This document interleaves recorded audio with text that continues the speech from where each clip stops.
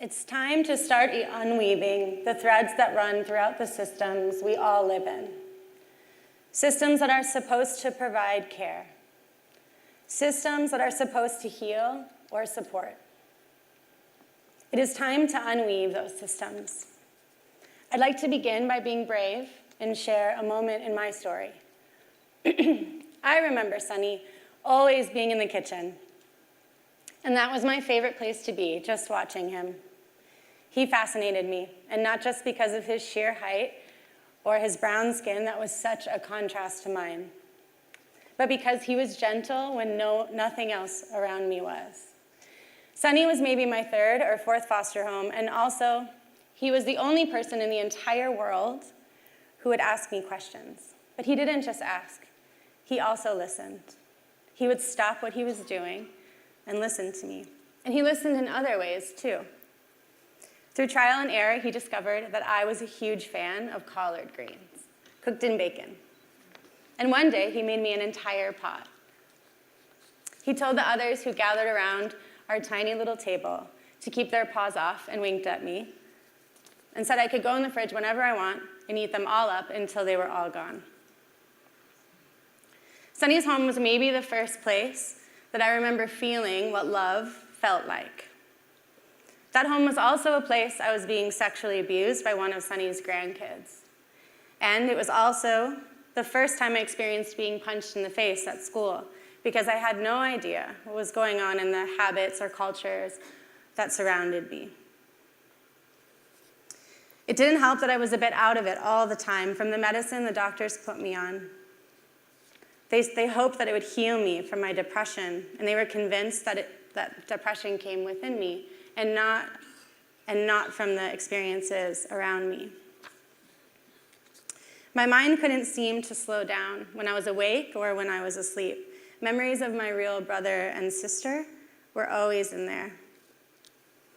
And I wasn't allowed to talk to them because they give you time to settle in at your new home. At 11, I was just also learning how to write my real last name, since the one my manic mom gave me turned out to not be my legal one. But the social workers did not have time to explain that to me either.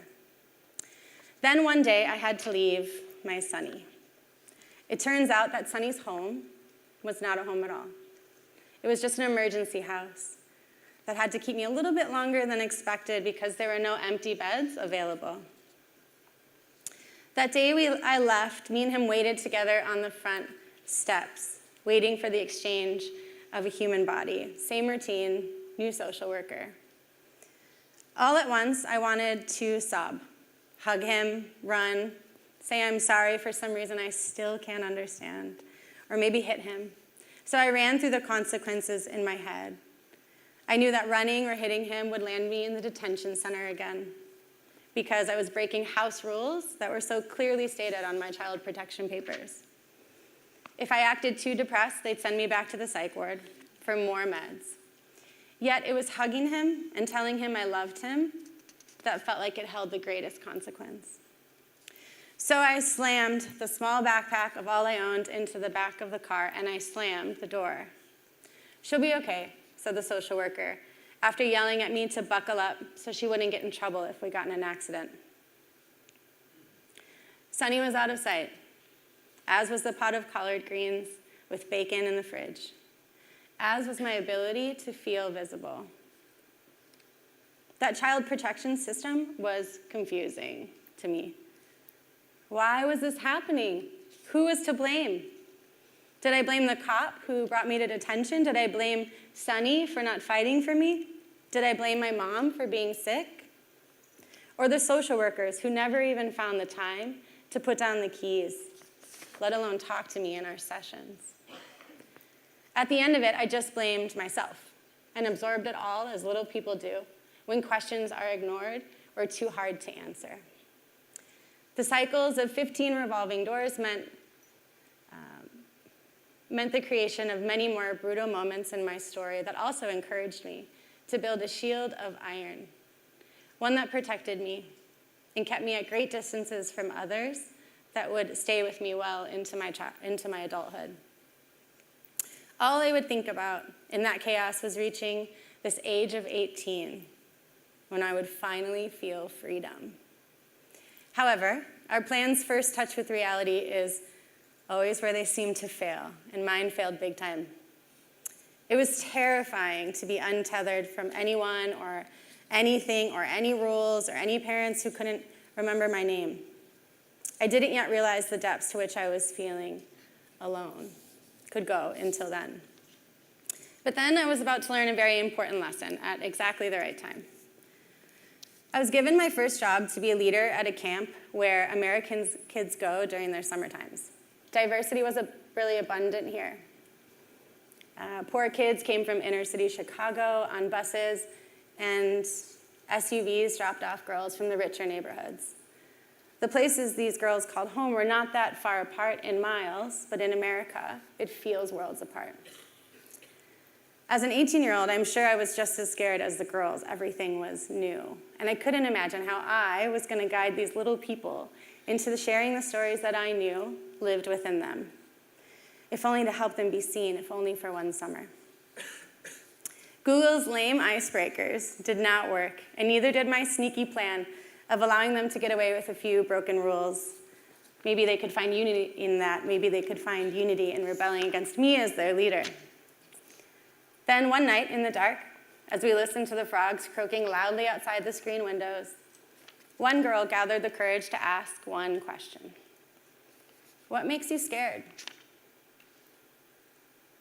One by one, the girls shared, without ever being interrupted, advised, or reassured. When everyone had gone, one of them asked me to answer. Maybe the sleeping bag gave me a little bit of extra courage I needed that day to answer truthfully. And I realized, looking back, that it would have been the same answer I had when I left Sonny's house that day, and I was about the same age as them. I said, everything scares me. The next day, everything changed for our group. This one little tiny question liberated us. It liberated us to be more ourselves, to share more. We laughed more, we created more. We took way more risks, we had a ton more conflict, experimented with who we were more. We sat in circles more. And we cared about the space between us much, much more than we ever had. The space the circle cultivated allowed me to become less scared of everything and able to see through a new lens what a healthy system could be. It also helped me to reluctantly, yet honestly, become thankful for the resiliency, the grit, and the wisdom the moments in my story had now built me to be. The circle and those little leaders helped me to see that underneath our stories, we share more than we can ever know. At the end of the summer, I felt less untethered, and I also noticed my power to connect with anyone around me, anytime I choose, if I continue to be brave and keep sharing. So understanding this veered my life in a brand new direction, away from the sickening statistics fueled by the foster care system, including, but not limited to, jail, suicide, drugs, to name the obvious ones. Although there are impacts as important as that, but very hard to see. That was the summer I also fell in love. I fell in love with building healthy systems, and even more excited to transform unhealthy ones. It has now become my work and my company, created with many who share those values. In all of our projects, we make it our mission to invite in more. More ideas, more people, more experiments, more difference, more time for discussion, more stories. What we never fail to find in the more is that we already have everything we need to create and drive meaningful changes. And meaningful changes is what I now call innovation. We just need to widen the circle and allow more in. We need to help the word collaboration not be so empty in its practice. And why haven't we done this already? What is the impact of not being able to collaborate? What does it guarantee we cannot see? What is the consequence we can't so easily measure, but I would bet we all feel? All of us in here knows what it feels like to not be allowed to share your ideas, to not be allowed to offer, even suggest solutions. or not be allowed to name the huge gaps in our organizations, although the impact is harmful on a personal level in many ways. Of course, contributes to the larger level too then. I see this restriction to collaborate everywhere. Sometimes I call it this collective oppression, and it is beyond the attitudes of our leaders. It is embedded in the structures of the way we work and live. I see it in our ego-driven and accidentally habitual meetings, and in classrooms where only one person talks for an entire hour. I see it in our version of conferences that are still controlled by panel discussions. I see it in outdated hierarchies. It's everywhere, and we are the ones responsible for not changing that. Everywhere I turn, people seem to have to earn the right to add more things to what's happening in their own life. It's suffocating the spaces between us, and it's also suffocating our potential to transform the systems we are all a part of. So how do we begin to shift? How do we move into liberation? Through our projects, we know that it is about having the skills to cultivate the conditions that must exist in us, that must exist for innovation to have a chance to breathe. So this is what we came up with. These are the conditions that must exist. And although it looks simple, it's a bit hard, so get practicing. We start with actually listening. We're failing at this. We all know that. We are inserting our opinions or selecting what we want to hear before people even finish, right after they start, in fact. Don't think when another person is talking to you. Actually listen to their perspective. You don't have to keep it your whole life. Honestly share. We only share honestly when we think we are actually going to be listened to. And so we must share honestly how we feel. When we share honestly, then we can work in reality. We can create from what's real and not from what's constructed or what should have been said. Radical responsibility means we have to put down blame and look at our actions that we take every day in either redesigning or reinforcing these systems. Doing nothing at all is also an action that reinforces. Don't blame the system. We are the system. Radical collaboration would ask us to seek out different views on purpose. Let people poke holes in our ideas so that they will last. When we have radical collaboration, you will find so much more there than you know. You'll find connection, you'll find value, you'll find resources, and yes, you'll also find joy. So you may be asking, how can I start to practice building these conditions wherever I live? And I think the entryway are good questions. At global conferences like this, we have a unique opportunity to practice with diverse pieces of ecosystems. Since I practice what I preach, I decided to pull out some questions that we are wrestling with, and we can think about them together. Use them as entryways in the hallways. Use them to start some hard or maybe just more interesting conversations while you are here. Talk about what I say with people who do not agree with you. Talk to me about it. I'll listen. Add things, move them around, and let us know where you got. The first question is, can we give back the agency that we have stolen from beneficiaries? Let's begin with the word itself. There's arrogance behind this word, and I'm currently grappling with if we should ban the word altogether, or maybe we just need to reframe it.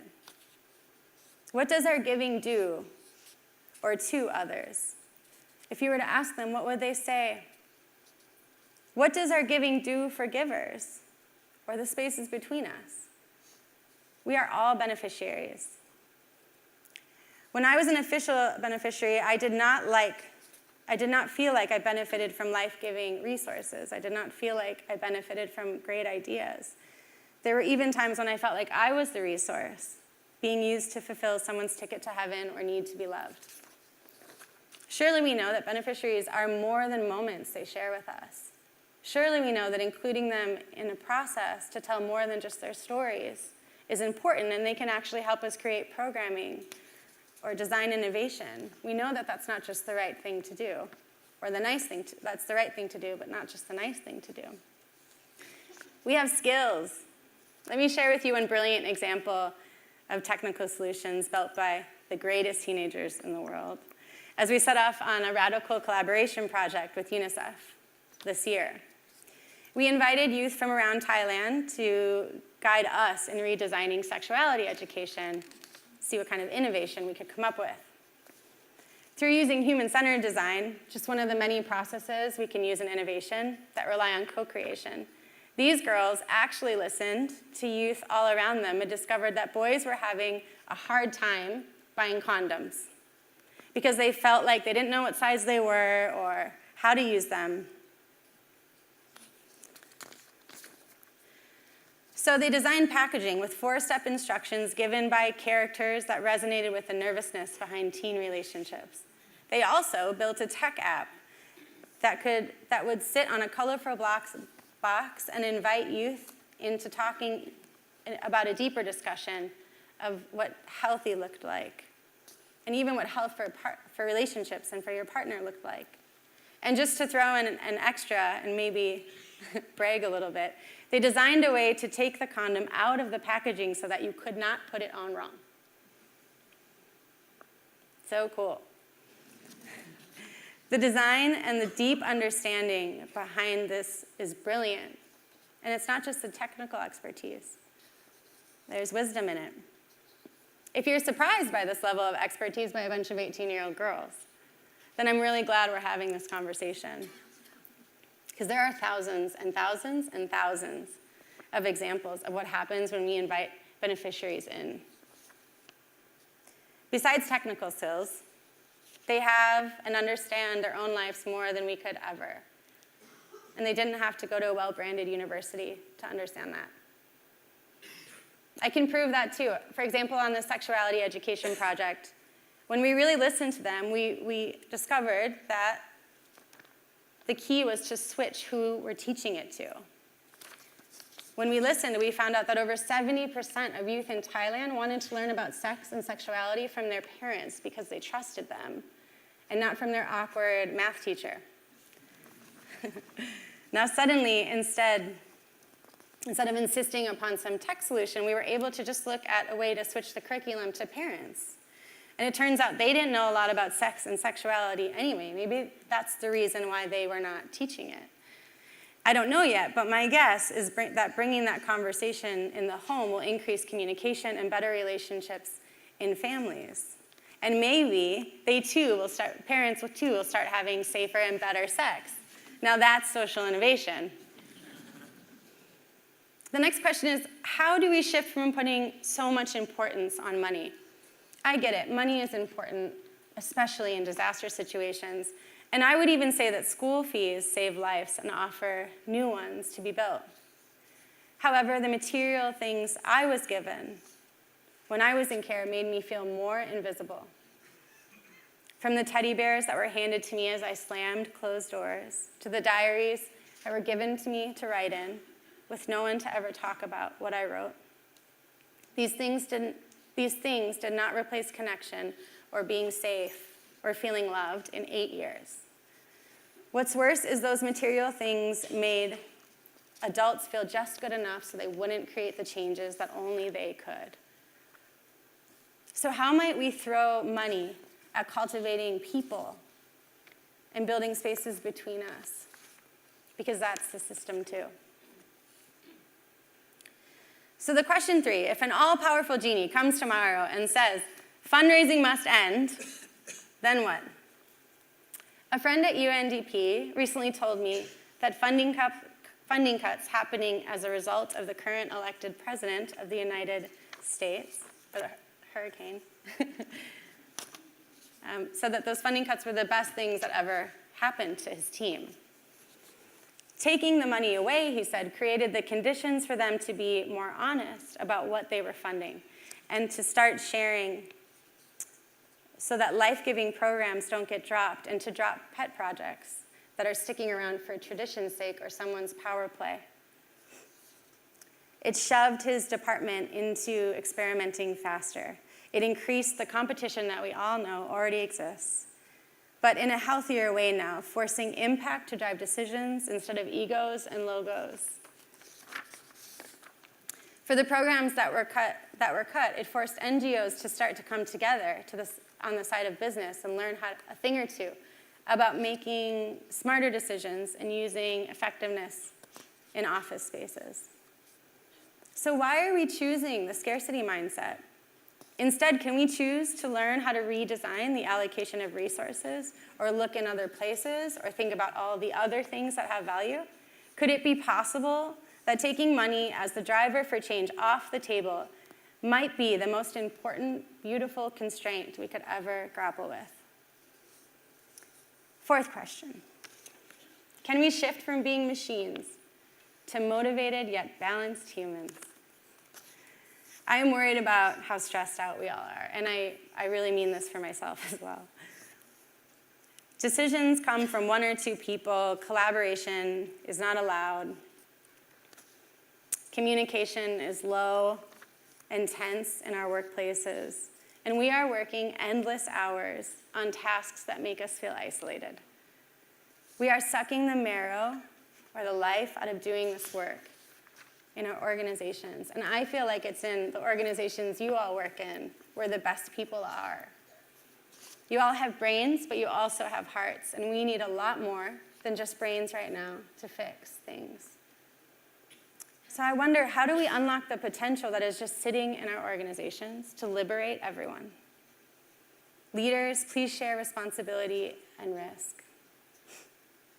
Your internal culture has a direct impact on your external impact. And there is no such thing as no impact. So what is our responsibility? Fifth question. What is our responsibility to the hard stories that we need to hear? The moments that we share in our stories, or beneficiaries share, are strong reminders. We need to see them. They show us what is still not working. They should be slaps in the face, but I think maybe we have slapped people around a bit too much, with recent studies showing these trends of empathy fatigue. Someone told me when I was writing this speech that sometimes in this sector, stories of suffering are literally called good content. The weight of that made me cry yesterday, because it resonated as I've been dragging myself through memories to pick one that would best invite you into seeing the impact of the unhealthy systems we are creating and all a part of: fundraising, development, political, otherwise. The good content suffering story is happening in the same way to some other kid right now in America. Only I would dare to say probably a little bit worse conditions in the way that the US is operating. And that's just not the way that things should be. You may be someone that falls on the side of ending poverty porn, or you may fall on the side of finding the perfect kid for your campaign, because science will tell you that she is exactly the one that will raise 30% more money, and money does create change. And I'm not even sure where I stand on this topic. Actually, you should keep having it during this entire conference. It's a good one. But whatever you do, please add more. Share more of the story, more moments, not just the suffering, not just the good content. Connect those moments to the feelings that we all experience, and speak to the resiliency in communities and in you. The question is, how are we creating circles when stories are shared, or are we drawing lines? Are we rewriting neo-colonialist narratives in different ways? Can we build global empathy along with raising money? You are not just a fundraiser. You are not just a storyteller or just a grant manager. You are changing the way that people see society and the way that they work in society. You are orchestrating how large groups of people are seen or not seen. Share your story too. My story meant that I grew up fighting to be seen, to be visible in the world. But I now know that it was the American foster care system that couldn't see. Its anxiety to hurry up and fix everything or fix me erased me somehow. Its inability to slow down ran me over. The system made my life worse most often. But now it's time to unweave and tug on the most tightly wound threads. It will be hard and it will take time. I can't let anybody in this room out of that. But we're the ones who built it, and we're the ones who are continuing to sustain it. It will also be the most important work we will ever do, and it doesn't require us to run faster or drive forward agendas, but rather to slow down and take a deep breath together. As my naive optimism, sadly and slowly, wears off, I know I can't do this work alone. What makes me profoundly sad is sometimes I feel like I'm still yelling at the world, "Where are you?" Sometimes I think about how I might push everyone who exists in the entire planet into having an experience of suffering at one time, in hopes that that may finally give us a sense of urgency that sits in our guts and will push us to crack and master the practice of collaboration. But in writing this speech, I have realized that that global experience is already happening right now, if we look. We are abandoning each other in our daily actions, in our inability to communicate or allow more people to contribute. When we don't listen, and don't allow space for people to share, that's abandoning. If we can see that, I know it will shove us beyond questions and into the action that needs to happen soon after you ask. Together we can is something I believe in every bone in my body. In fact, it's a mantra at our company, together or not at all. But the vital reality is, if we do not do this together, we will not do anything. We will not change much. And collaboration is more than just hard. There's so much joy there. This is a picture from Thailand and a project we did with farmers. Find joy. Go find joy. And in the unweaving, notice the abundant resources and power that we hold. And when we are finally ready to reweave those threads into healthy systems, I know that we'll have more voices at the table than ever before. Thank you.